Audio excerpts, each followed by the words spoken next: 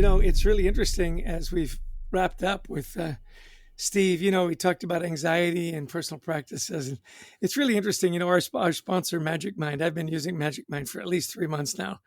And I find that ritual, that habit of getting those good nutrients, everything's natural. It really does calm my mind and set me up for a better day. I know it's going to help me. It's going to reinforce stuff. I've recommended it to a ton of my friends of how to use it and when to use it. I use it first thing in the morning. Although it's interesting, sometimes if I've got a really long day, I'll wait till a little later in the day because you get about 7 hours of what they call the flow.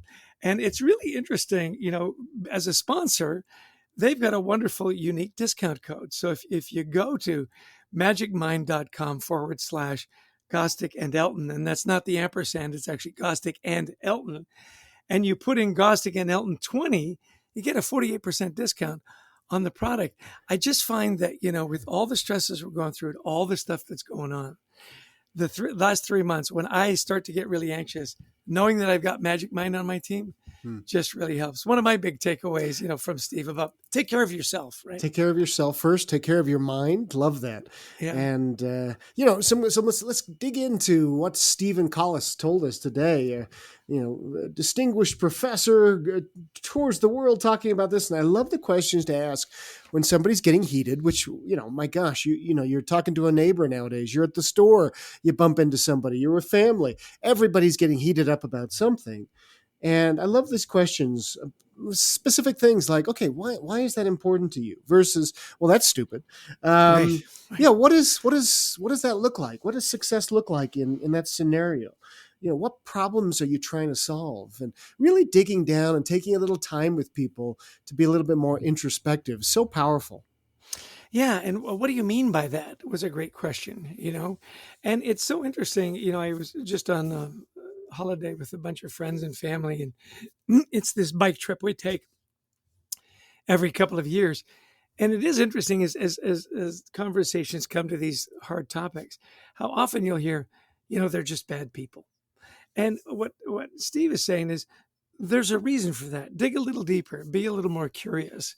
I love the idea about, assume positive intent about people, I like he says, most of us think there are three kind of people in the world: people that agree with me, and then fools and monsters. Exactly. And they're not fools and they're not monsters. They've got a differing opinion.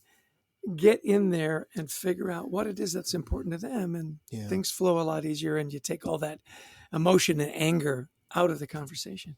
I love that. And I love this idea of looking for sophisticated arguments against yourself, against your issue. And why would you do that? We love confirmation bias. We love to feel like we're right. But the point is, remember our old CEO, Kent Murdoch, once said that, he says, the leader in my team that I most worry about is the one who feels the supremacy of his or her idea, is everything. Because we always need to challenge ourselves. And I love that idea. And, I try to, when I do go to the news, I go to the left, I go to the right, I go to BBC. I want to see what international people are talking about, because you need all the access. So when people say, well, I don't know, you can't know what you can trust nowadays. Well, go to many places and that'll help. I like where he says we really don't know anything that we're talking about. Our knowledge of the knowledge world illusion. is a fraction of a fraction of a fraction, yet the knowledge illusion. I also really appreciated as he said, look, you can learn to do this. It's not intuitive. When we feel like we're being attacked, we want to attack back. We want to defend ourselves, and we feel justified in that behavior, right? Instead, as you brought up that great Walt Whitman quote from Ted Lasso, be curious.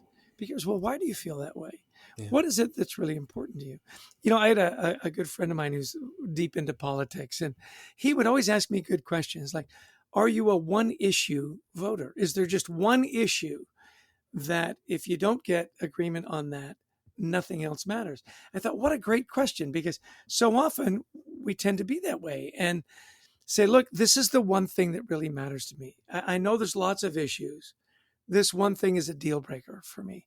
And that was really enlightening for me in talking with him. So good question. Always, we love the self-care. And he had a long list of things he does. And not surprisingly, because he's involved in these conversations every day, right?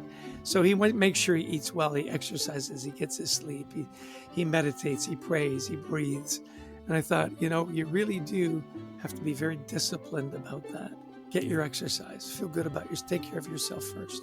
Yeah, love that. Well, it was a great podcast as always.